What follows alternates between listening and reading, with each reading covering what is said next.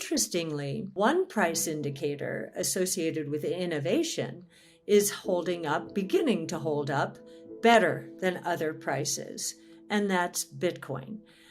It's been interesting to see it flatline in the last month, while other indicators are reaching for new lows.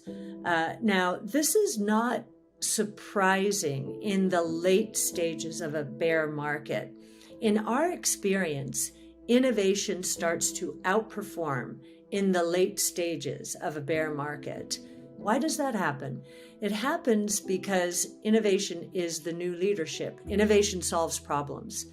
Innovation solves the kinds of problems we have today: supply chain, food, energy shortages, think the genomic revolution, electric vehicles, and so forth.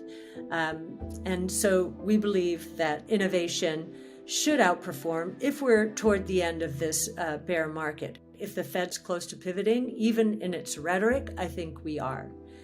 It's no secret that Cathie Wood and her firm ARK Invests' innovation and growth-based investment style has been hammered over 2022 as the Fed continues to raise rates and tighten monetary policy in their fight against inflation. It's so bad, in fact, that ARK's flagship fund is down 64% year to date. However, in Cathie Wood's latest market update, she is certain that we are at the point in which it's darkest before the dawn and the Fed is going to be forced to pivot, leading to a huge bull run for innovation, growth, and crypto. Make sure to stick around to the end of the video where Cathie also speaks on how Bitcoin and crypto are holding up in this market environment and why their stability is an early signal of a changing tide. Also, only a small percentage of my viewers are actually subscribed. If you enjoy finance content, consider subscribing or liking the video. It's free and you can always change your mind. Markets are selling off across the board. That's very unusual. It's associated with crises. More convincing evidence to us that the Fed is too tight and that it will pivot. And when it does, it will do so, we think, significantly. Now, first, it might simply be rhetoric, because they always like to tee us up for what the next moves are going to be. And we haven't heard that rhetoric yet, despite all the evidence I just shared with you. But that evidence I just shared with you tells us that the Fed is going to get the message loudly and clearly somehow. And it may not be showing through in the numbers they want to see, but it will. It will. They are huge lagging indicators. They're basing policy on lagging indicators, not what they're supposed to be doing. Anyway, if you take, in the US alone, if you take equities and bonds and look at what's happened since the peak, you will see that the loss to investors is more than twice what we saw in 08-09. That's how bad this is. Because bonds are selling off with stocks this time. And one of the reasons for that is a seizing up of liquidity. As I mentioned, if people are facing margin calls or in financial difficulty, they're going to sell their most liquid asset. They will have no choice, especially with margin calls. Most liquid assets tend to be government bonds, and I think that's why we're seeing the backup in government bonds here, despite all of the deflationary signals in the pipeline. Interestingly, one price indicator associated with innovation is beginning to hold up better than other prices, and that's Bitcoin. It's been interesting to see it flatline in the last month, while other indicators are reaching for new lows.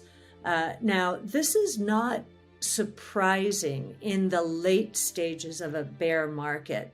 In our experience, innovation starts to outperform in the late stages of a bear market.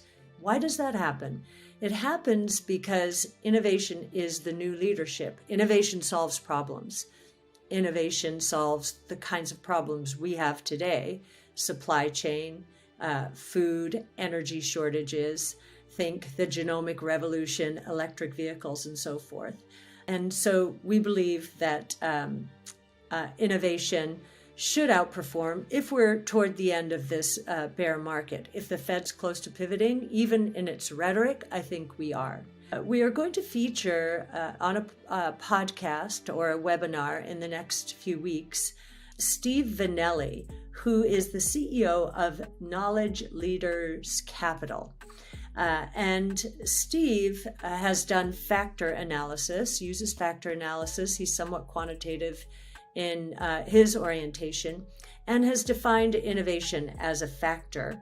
And according to his quintile spread for the R&D to sales ratio factor, he believes that the major underperformance is done. And if you look at the PE to growth ratio of the innovation index that he has derived, it is now selling at a 31% discount to the PE to growth, or the PEG ratio, of the S&P 500.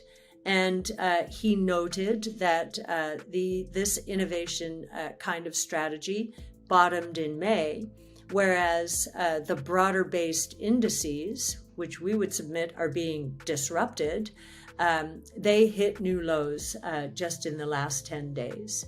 So stay tuned for more discussions about innovation and where the world is going and how innovation is solving problems.